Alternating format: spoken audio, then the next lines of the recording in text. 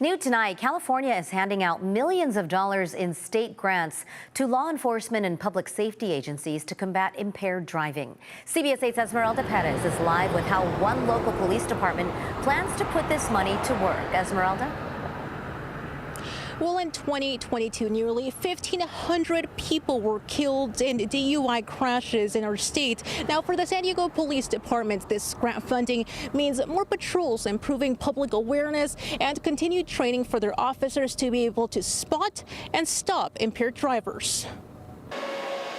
Driving impaired is a top concern for law enforcement. Today, Governor Gavin Newsom and the California Highway Patrol announced over $35 million in new funding to help nearly 150 public safety agencies and community partners across the state keep roads safer.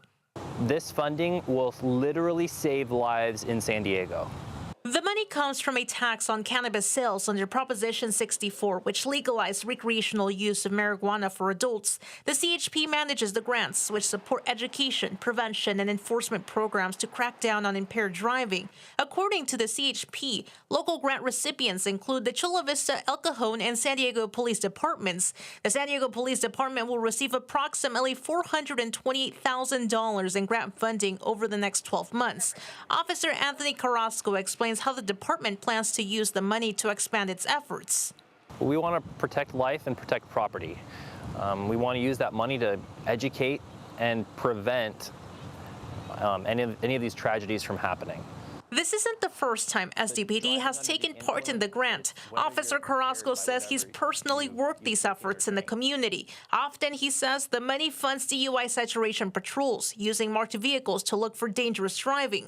So we use some of this money to fund things like checkpoints, and part of those checkpoints is to educate the public. We'll give them informational pamphlets with tips and facts about drinking and driving and impaired driving. The CHP says the funding also supports drug recognition evaluator training, which helps officers better identify drug-impaired drivers. It also funds outreach efforts, including presentations and community events. Meanwhile, throughout his time serving the community, Officer Carrasco has seen the severe consequences impaired driving can have. I've gone to very serious crash scenes where people have lost their lives to a drunk driver, where the drunk driver is completely fine, and the driver the driver that was struck has lost their life, and you have to see the emotions and the families go through the pain of something like that. And to be clear, any substance that impairs your ability to drive, even if it's a prescribed medication, puts you at risk of getting a DUI. I'm Esmeralda Perez. Back to you. Thanks for an update on those efforts to keep our roads safer.